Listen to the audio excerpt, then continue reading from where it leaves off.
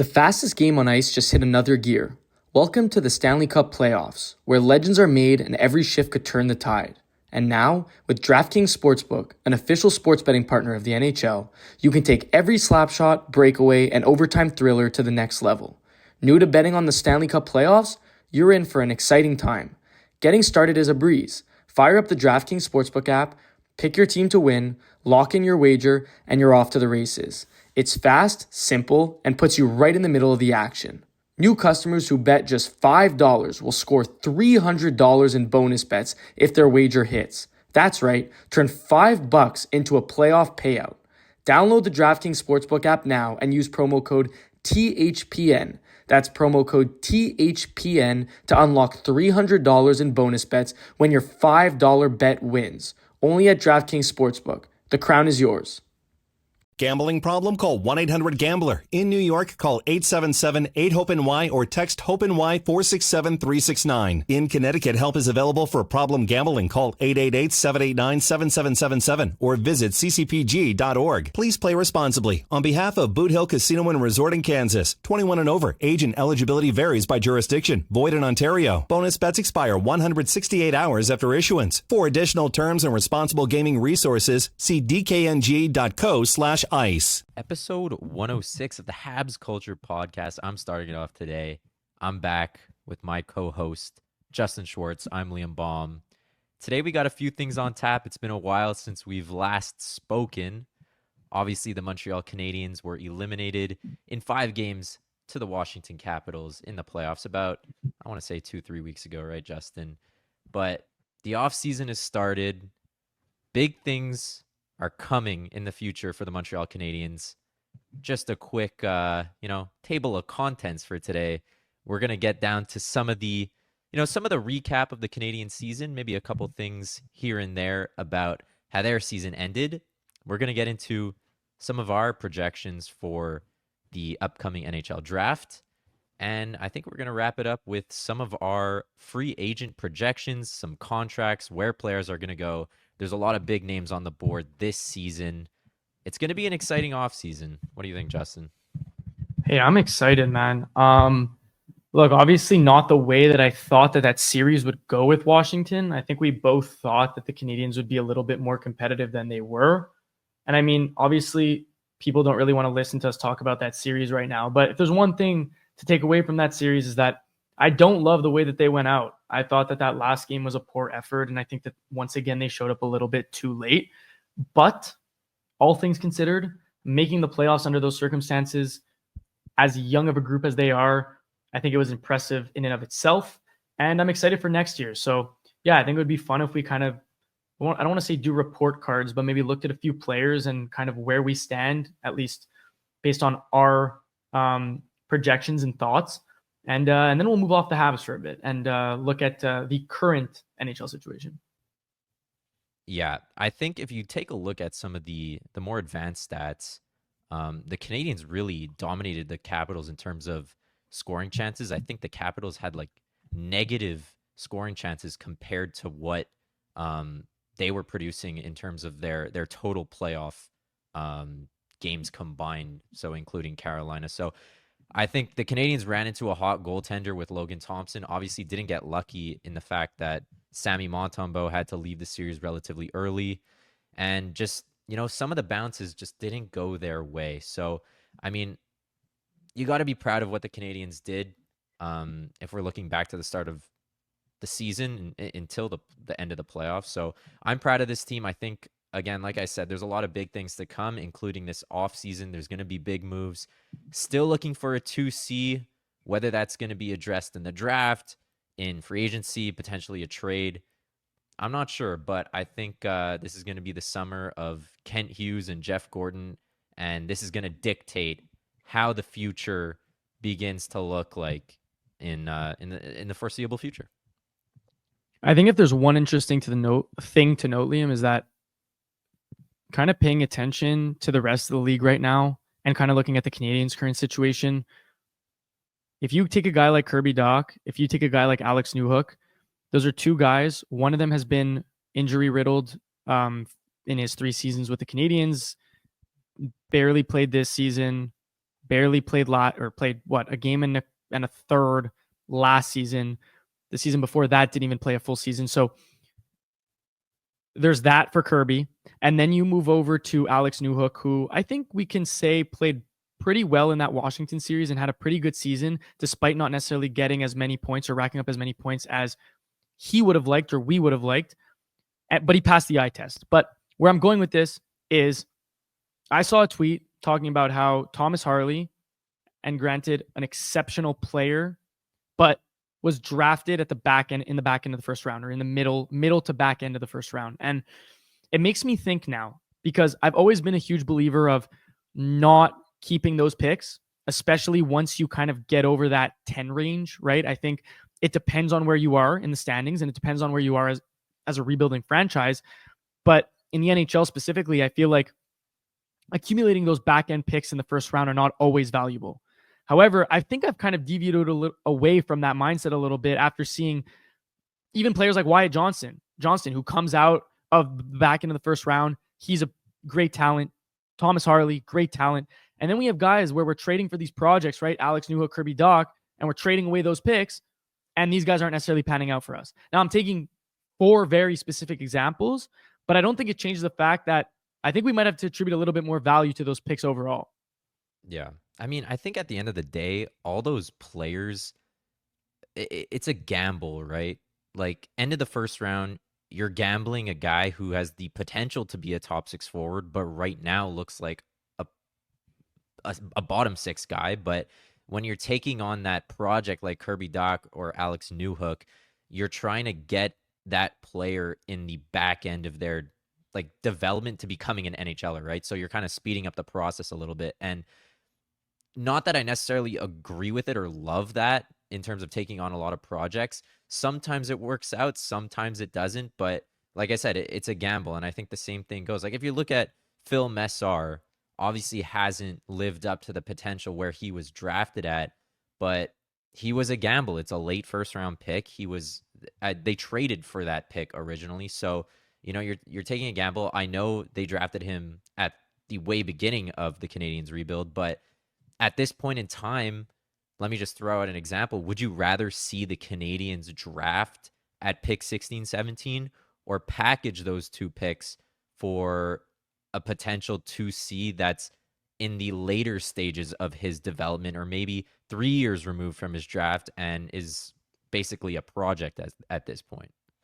I think it really depends. And I know that's like an easy answer or maybe an easy way out of the question, but the reason I say it depends is because I think that there's projects that are worth taking on and there's others that are maybe not. And I think a guy like Mason McTavish, for example, I'm not calling that guy a project, because I think in a heartbeat, I would give up the 16 and 17 to acquire McTavish. But there's other guys that I just maybe wouldn't take that shot on. I think if you look back at the Canadiens' track record and the fact that they went after Dach, they went after Newhook, those are 2 guys that I would say underperformed with their respective teams at that given time, or maybe just, again, Kirby Dach injury riddled.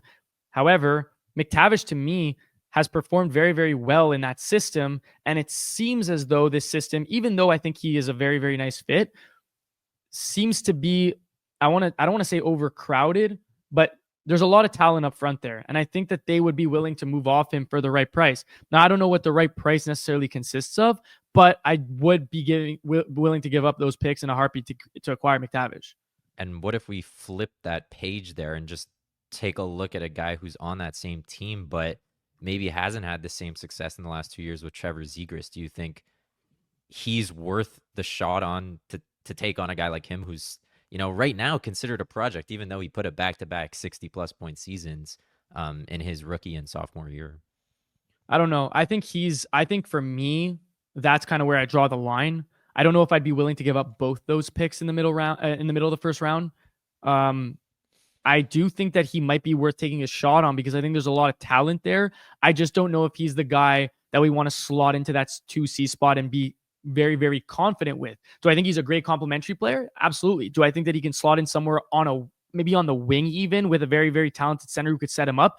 Absolutely. I just don't know if he's that play driving 2C that the Canadiens clearly need as long as Line A is a part of this team. And especially now after seeing Demidov for a bit, a very, very short small sample size, of course, but Demidov's not necessarily that play driver, right? He slows the game down. He's a very smart hockey player, and he'll really attract a lot of defenders towards him, but I just don't think he's that play driver. And unless they're willing to split up that first line, I think that second line is going to need someone who can drive play. And I don't think that that's Trevor Zegras. And as a result, that's why I wouldn't head in that direction. Yeah. I mean, I like Trevor Zegras as a player, and I think, we've talked about it so many times that Trevor Zegras is a guy I like to play like the flashiness, but at the same time, I think you're right in the fact that he's a distributor. He's not much of a play driver, and I think Demidov kind of brings that same style. Not in the fact that he's attempting to do Michigans all the time, but he's looking to dish the puck and make the players around him better, not take the puck up the ice like another guy like potentially Mason McTavish does. He kind of takes over the game in a two-way dimension, and he's a guy that you can rely on to kill penalties, but at the same time, he's going to be a guy who you can still rely on to get points. But I think one problem the Canadiens are currently facing is contracts in terms of monetary value, because they don't want to pay anybody more than Suzuki, right? And they're probably not going to want to pay anybody, any player more than they will pay Lane Hudson, because I assume he'll get about that Nick Suzuki contract. I don't know if you agree or disagree, but if you're going out and trying to acquire a guy like Mason McTavish, he's an RFA this season. So you're going to have to offer sheet something above what the Anaheim Ducks would be willing to offer him. And the Ducks have a lot of money, so maybe that has to be a trade for McTavish. But if you're not offering him over $9 million, then I really don't see a world where he's going to accept that. That's also very fair. I look, I think McTavish has a better shot. And again, it's not his choice as an RFA, but I think McTavish has a better shot of getting a lot more money in that Duck system than he does in the Canadiens. And that's pretty self-explanatory. Sure. The one thing I will say, though, is that through his first 3 seasons in the NHL, technically it's his third full season in the NHL. He hasn't picked up more than 52 points. Now, I'm not going to attribute that. I don't want to call it lack of production, because I don't think that's a lack of production, but he hasn't necessarily, let's be honest, he hasn't flourished necessarily. And I think that with that being said, is this a guy that now as an RFA is going to be able to get $9 million? I think that he might think that his value is more than what the Ducks are willing to give him, despite the fact that the Ducks have a lot of cap space. And I think that's exactly why I think, if I'm not mistaken, I heard Jeff Gordon talk about it, there are going to be more teams that are looking to offer sheet this year, especially after last year with Dylan Holloway and Philip Broberg. I don't see a world where teams don't use that to their advantage, especially with the cap going up. And if there is a massive discrepancy or a massive difference between how much money Anaheim is willing to offer McTavish and how much he's willing to accept, I could see an opportunistic alley where the Canadiens go out and make that move. And I think in the past, GM relationships have come at the expense of a lot of offer sheets being given out. But I think now, like you mentioned, that we saw the Holloway, the Broberg, and I think they were the only 2 offer sheets, but just those 2 examples brought the St. Louis Blues so much success. I think that GM relationship, quote unquote, I don't think that's going to happen this season. I think there are going to be a lot of offer sheets. And I also think it's part of the game, right? You're trying to bring success to a hockey team. You're trying to bring success to a hockey franchise. And if that means screwing over another franchise, then so be it. And if we're looking at the Toronto Maple Leafs, they are, in terms of salary, they're strapped. They don't have much cash. So that's going to come at the expense of one of their big players, whether that's John Tavares, whether that's Mitch Marner, or Matthew Knies, who is an RFA. And if Toronto somehow, in some way, re-signs Mitch Marner to a $12+ million contract, John Tavares to a $7 million or $7+ million contract, there's not that much more room for Matthew Knies. And I think teams are going to pounce on that and offer sheet him a lot more money than he may be able to get in Toronto. And I think that's going to leave Toronto pretty strapped in terms of cap space. I don't know if this is a silly hot take based off what you said, but I've been saying it for the last few weeks. I don't know if I brought it up to you. I genuinely think that well, there's two things here. First thing is that I think that Marner's not coming back. That's not my hot take, by the way, but I don't think Marner's coming back. That's the first thing. And I think that my reaction to that is that I think that's purely a scapegoat for the Toronto Maple Leafs. And my point being is that I don't think Marner's the problem in Toronto. I genuinely think it's Austin Matthews. I don't know if there's a realistic avenue where they go and trade Matthews. I really don't think that is realistic. But I think if they had the choice to either re-sign Marner or trade away Matthews, I would re-sign Marner. I think that it makes a lot more sense from a dynamic standpoint. And I think, in either case, I guess technically it still brings up the problem of not being able to sign Matthew Knies and opening the door to an offer sheet. But I also do think that, anyway, I was just talking dynamic-wise for the Leafs. I think it would just be a way better dynamic. But I think, and my other take is, I just don't think that there's a world where the Leafs let go of Knies. Like, even if it comes down to an offer sheet, if they let go of Knies, I think they lose any piece of identity that they had during this playoff run. Any piece of identity, because he's the only guy that showed up consistently for the Leafs. And does he deserve 9+? Yeah, sorry to jump in, but just quickly to add on to that, considering they didn't trade Knies for Rantanen, which was a speculated rumor, we can assume that they're going to do everything in their power to keep Matthew Knies. Yeah, no, I agree with that. Like, I think that first of all, the Leafs and the relationships between the Leafs and Marner right now is clearly not good, because the fact that they, you shoot down that trade, right? Marner shoots down that trade. Maybe there's the opportunity for Rantanen to sign in Toronto if that trade doesn't happen. The possibility of Marner staying in Toronto doesn't look great. And now you're going to lose Marner. You're not going to gain anything for him. And now where does this team go? And that's why I keep saying that I think it's a huge scapegoat, because they have to change something. And the easiest way out is to let a UFA walk. It's the easiest way to do it. So would you say, if it was possible, sorry. Actually, no, say your point, and then I'll come in with that's it. That's okay. My point. So I was going to ask, so if the Leafs can, in some fantasy have this ideal offseason, it would be, in your eyes, to get something in return for Austin Matthews, so trading Austin Matthews, re-signing Marner, and basically keeping everyone and trading Austin Matthews. Correct. I just think, look, I'm not in the locker room. We're not in the locker room. I don't know anything from that standpoint. But what I do know is that I can see from a compete level that it just seems like Matthew is so disconnected from the reality that the Leafs are facing right now. And I just don't see a world where that changes as long as the C is on his jersey and as long as he's the highest paid Leaf. And we saw it. We saw the proof in the pudding when you strip John Tavares of the C and you see him produce one of the best seasons that he's played in Toronto in his 8-year tenure. I mean, to me, that again is just clear proof that there's some sort of stigma that comes with with having responsibility on this team. And I just think that Matthews is just not made for it. And now people are probably saying, well, Marner isn't either. And I don't completely disagree, but I do think that Marner has proven to be a driving force, and he's always been in Matthews' shadow. But I think that there's a lot more value in getting rid of Matthews and getting rid of that bad vibe that comes along with him as the captain of the Toronto Maple Leafs, and bringing back the hometown kid in Mitch Marner. Yeah, I agree. And I don't know what that saying is exactly, but it's like the best skill is availability or whatever. Right. So Matthews hasn't been as available as a guy like Mitch Marner or even Willie Nylander and John Tavares.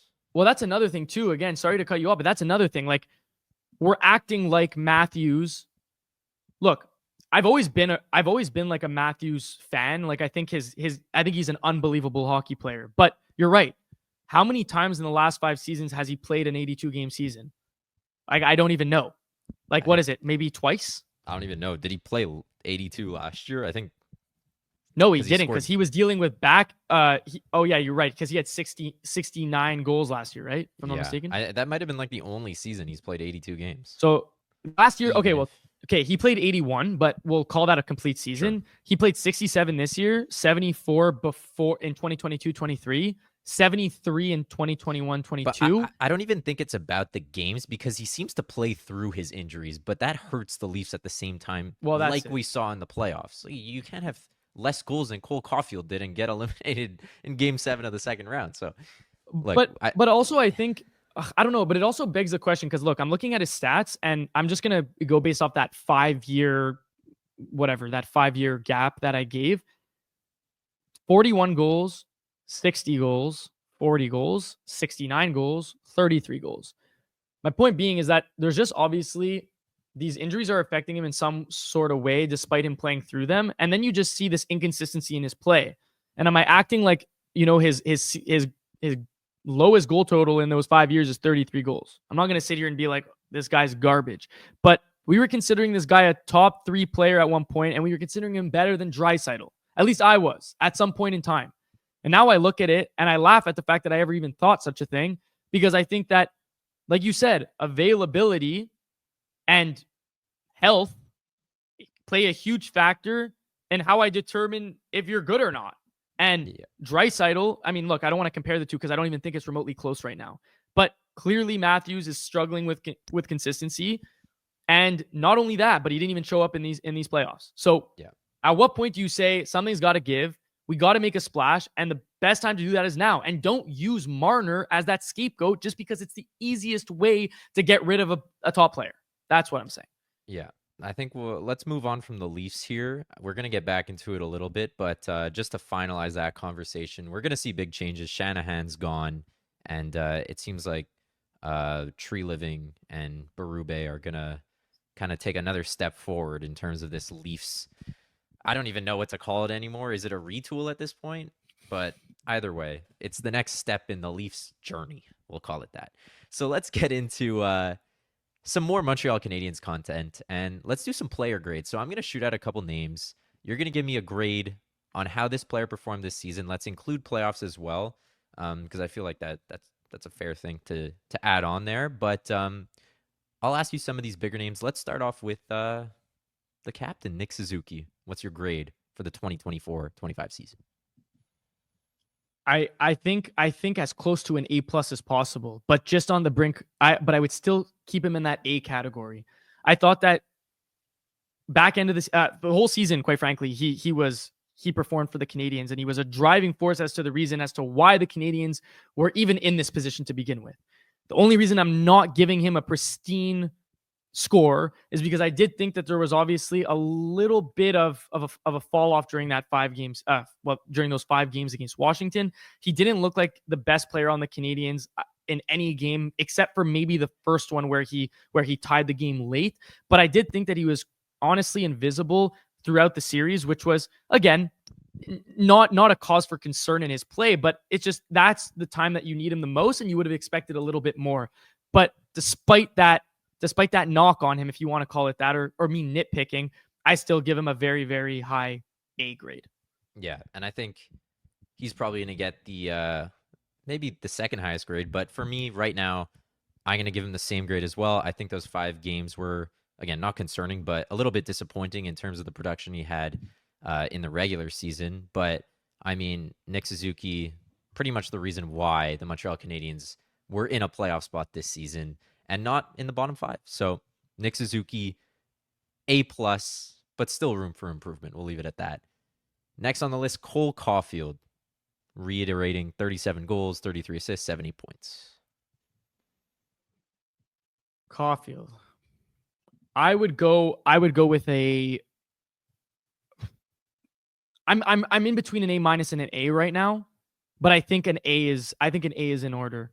I think he brought his goal totals back up, and honestly, I think if there's one thing that Caulfield did this year that didn't show on the score sheet is that he proved that he's more than just a complimentary player to me. I think he showed that he can play, he could have a complete, or that he is a complete player, not just a complimentary guy. He put up 37 goals, so he almost hit that 40 goal plateau in his 4th official season with the Canadiens.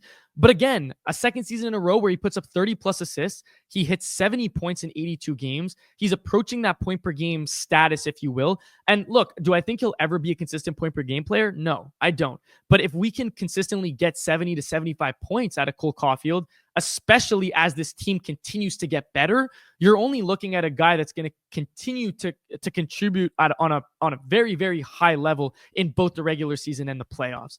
And in the playoffs, 4 points in 5 games. He definitely showed up. I think that kind of got, pushed to the side because the Canadiens blew out Washington in their only win. So I think that game kind of, boosted the stats a little bit for everyone involved. But nonetheless, great season from Caulfield, proved a lot as a complete player. And as a result, I'm giving him an A. Yeah, I think we can all say Caulfield had a relatively very successful season. And I think one thing that's not talked about a lot was the ability to adjust to Laine being put in his spot on the power play. I don't think I've heard anybody talk about this, but Cole Caulfield didn't take that as, I don't know how to say it, but like a diss against him. He was taken off of his spot in power play on the first power play unit for the first time in 2 years, and he adjusted very, very fine, and he was able to step back into that role come playoff time and was successful. So I think that's something we have to praise Cole Caulfield for, his ability to adjust in different situations. Like you said, he is a complete player. He can pass the puck. He's not just a power play guy. He scores 5-on-5, and he's clutch. Maybe one of the most clutch players on the Canadiens this series, this season. And I think I'm gonna give Caulfield an A- this season. Next on the board, let's complete that first line. Juraj Slafkovsky. I'm Slav's biggest fan and his biggest hater at the same time. I don't know how it makes sense. And I think, honestly, a lot of people can feel that same way at times because he is a frustrating player. Again, only 21 years old now. The fact that we're even giving him any slack at all is probably not warranted. But when you're a first overall pick, you definitely, the what's the word I'm looking for? The I don't want to call it the hate, but it comes with it a bit. Yeah, it comes with it. And the criticism. There's a lot of pressure put on you, especially in a market like Montreal. 100%. But Slav's start to the season was once again slow. He finished a lot stronger. I think in the playoffs, he showed to be the power forward that we expected. He had a couple really, really good games, a couple really, really bad games in that playoff series. But honestly, that's just the tale of the season that Slav had. He even mentioned it at the end of the season that he needs to start showing up in the early months of the season. And again, I'd rather him show up in the playoffs than in October. But we need to see that consistency from Slav. We've said that on many occasions, and we need to see that consistency not only from a point perspective, but also from the perspective of playing that physical game that he said and that he played right after the Four Nations break. So, as a result, still put up 50-plus points this season. We'll take that as a win, but I wouldn't go any higher than I'm in between a B and a B+ right now, but I would honestly stick with a B because I wasn't all that impressed by his game overall this season. Yeah, I'm going to stick with a B as well. Like you said, 21 years old. There's a lot of room to grow. You got to be patient with a guy like him with that frame. It's not something that comes very often, a 6'4", 6'5" power forward that weighs 220 coming into the league. So, again, we take it as a success, having more points than last season. But like Slav mentioned, like I think everyone mentions, he needs to start the season the way he finishes it. So, I mean, it's almost like you got to rank it or grade him in two different parts of the year. But I mean, as an overall grade, I think his second half was like an A- and his start of the season was like a D+. So we'll call it a fair B for this season. And I do think he had a solid playoff, and he's the guy that's going to make a difference in the future for the Canadiens come playoff time. Let's go in a different direction and look at a guy like Brendan Gallagher. What are you giving Gally on the season? It's a good question. I think Gallagher was honestly one of the more impressive Habs this season, putting up 21 goals, 17 assists, 38 points, but it's the 21 goals to me. I think if there's one thing that he proved to me this season is that he, even though he is overpaid for what he produces, I'm comfortable with him taking that third or fourth line, because that's pretty much interchangeable at this point. But I'm very comfortable with him being there. I think he looked a lot more natural in his playing the position and kind of didn't feel maybe the responsibility that he might have once felt as a member of this team. But with that being said, I'll quit yapping. Brendan Gallagher, I'm going with a B plus here, a very high B plus. I honestly like Gallagher as an A. I think 21 goals is super impressive for a guy who's now 33 years old after multiple surgeries, multiple injuries, hasn't scored more than 20 goals since 2019-2020 season, so the COVID year. So I think he established some great chemistry with Dvorak and Anderson this season on that third line and played the role he needed to play. I mean, everybody counted Gallagher out. He does make a lot more money than maybe he should, but the off-ice presence and even the on-ice, maybe not offensively, but just in terms of his character, that's where the money's going. So I like Gallagher for an A. I think he had a really impressive season as a third liner. Like I said, 20 goals as a third liner. Again, it's, you don't see that very often. So let's move on. Let's go with Lane Hudson. I feel like everyone wants to hear that. I wouldn't give him anything lower than an A plus, and it's as high of an A plus as you could probably get. I think we can pretty confidently say that the Calder Trophy will be Lane Hudson's. I think his point totals by defensemen are ridiculous. I think that he proved to a lot of people that he can play better defense than initially anticipated. And you know what the most impressive thing to me, Liam, is he was always knocked for his height. And that's fair. He's a smaller guy, but he does not get thrown around. He just doesn't. Because you need to catch him to hit him. Yeah. Now, and not only that, I find that even in the playoffs, early on in that series, a lot of the Washington guys at home were taking advantage of him, or trying to at least, and trying to finish their checks really hard against Lane Hudson. Because if you take Lane Hudson out of the game, the Canadiens all of a sudden start to, I don't want to say fall off a cliff, but you could see the way the game progresses when Lane Hudson is not involved. And honestly, I really liked his response. He didn't seem to give into the pressure. It didn't feel like it was first time playing in the playoffs. And I just think that was the most impressive part for me, not only in the playoffs, but in the regular season as well. So A+ for me, nothing short of it. And I'll keep it like that. I think he's an A++. It just seemed like his development throughout just this one season was massive. Like, you look at game 1, even the first 10 games, then to him being put on power play 1, and then he just continued to take steps forward and continue. And then in the playoffs, it was like a reset. He didn't have a great game 1, didn't have an amazing game 2, but then he takes a step and he continued to develop. So, I mean, I think everyone's excited to see what he's going to bring for year 2. He just seems like such a determined player and just wants to win. And again, another huge reason why the Canadiens made it to the playoffs this year, and especially doing that as a rookie, unheard of. So Lane Hudson, the Calder winner this year, as we can safely assume, I give him an A++. Let's do a couple quick ones here. Patrick Laine. Oh my, that's tough, because I think the last, I'll try and keep it short, but the last, it's hard to keep it short with a player like Laine, but the last few games of the season, right? He goes out with the injury, and a lot of us are speculating that that was just kind of a cover up for the fact that they didn't want him playing after a couple bad games against Washington. But look, I think we can safely say that we have to take Patrick Laine at face value. I think that he's good at what he does, but one of those things is not playing hockey 5-on-5. And with that being said, I think that he showed that he is a high-level player on the power play who can pretty much score from any angle, but that's what he's good at. And I don't want to say that's it, but there's not much else.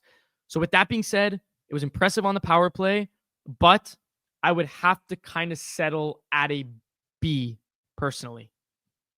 I'm going to stay on the same page as you. I think B- to B range is fair. Look, coming back from a major knee injury, and especially not playing basically the whole season before, is impressive. And to do what he did is very tough to do, scoring 20 goals in 52 games. But yeah, the season didn't end probably the way he wanted it to. I think this summer is really going to dictate what his next contract's like, considering he's going to be a UFA after next year. And look, he has to put in the work. He has to train and get back to that old Patrick Laine like he was. Only being 26 years old, it's weird to say. Like, he has to get back to the form he used to play at as, a 21, 22, 23-year-old. So I'm going to stick with a B like you, but I think Laine has more to show. I don't think he's just a power play guy, if that's fair to say. Yeah, I think it's fair to say. I think it's one of those things. It's like, prove me wrong. I've seen it in Columbus and we've seen it in Winnipeg that pre-injury Laine is a completely different story. And I think that speaks to what you said about the rehab this summer and the ability to get on the ice and maybe stay in Montreal and work on your game a little bit more in terms of, like I said, rehabbing, but also maybe staying with the team, training with some of the guys and staying consistent in that aspect. But look, like, I respectfully disagree with you in that aspect because as of right now, I do think that there isn't much else to his game to be impressed with. And I'm not saying that you think that there's anything that he impressed you with other than the power play this year, but I just would find it hard to believe that in the span of this offseason that he would transform or get back to that form and or that old Laine, quote unquote. But look, if he proves me wrong, I'm happy to bite. I'm happy to take that to the face. Anything can happen in a contract year. We've seen Ryan Donato score 32 goals, so who knows what happens. Mike Matheson. I feel God. Oh my God. I don't think I can give him better than a C. Oof, I was going lower than that. Yeah, well, I'm not the only reason I gave him a C and not anything lower is because at the end of the day, he's always been given a lot of responsibility playing heavy minutes. And I think that kind of has to be factored in because some of those other sheltered guys play less minutes, but are able to take advantage of them. Matheson is thrown out on the ice in every single situation for some odd reason. To be honest, I really don't get it. I don't think he's a penalty kill specialist. I don't even think he should, quite frankly, be on second power play. But nonetheless, this guy logs heavy minutes. So I think that kind of factors into my C grade as if that's a good thing. But honestly, the turnovers have to stop. He's just not the same player if he's not playing on power play one. Yeah. I think you're right in the fact that he's given a larger responsibility than he would on a team that's probably a cup contender or maybe a bit of a better team in terms of the standings compared to the Canadiens. But I think it still plays into his game and it still plays into his grade overall. So I'm gonna go C-. I feel like I have to cut him some slack, but at the same time, major step down from last season. And look, it's easier to nitpick mistakes when all the focus is on you when you're known to make the mistakes, right? So there is a lot of good that Mike Matheson does, but unfortunately the bad outshines it, and we saw it multiple times throughout the regular season, throughout the playoffs. But hopefully, I assume he's still going to be there next year. He's a vet guy on this D-core that, the Canadiens do need vets. They need vets on their team, and he's a guy that's still going to help as Caden Gooley, Lane Hudson, and Ryan Backer start to take on bigger roles on this team. Not saying that Lane Hudson didn't, but you know what I mean. He's going to continue to develop.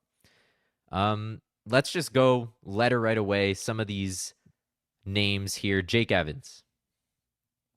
Ooh. Give me A- for Jake Evans. Okay, I like that. I'm going to give him a B+. Christian Dvorak. Oh, that's another guy. I'm gonna go B+ here. I think I'm gonna go B-. I think the latter stages of the season kind of, helped his grade, but throughout the start of the regular season, it was kind of rough to watch. Moving on, Joel Armia.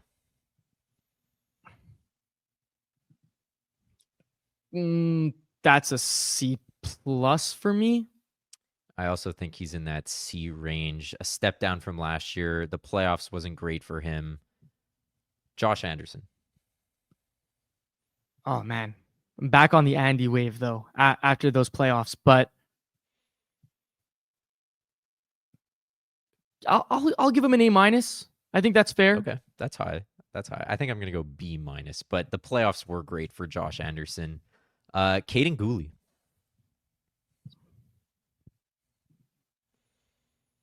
hurt a bit. I love Gooley though.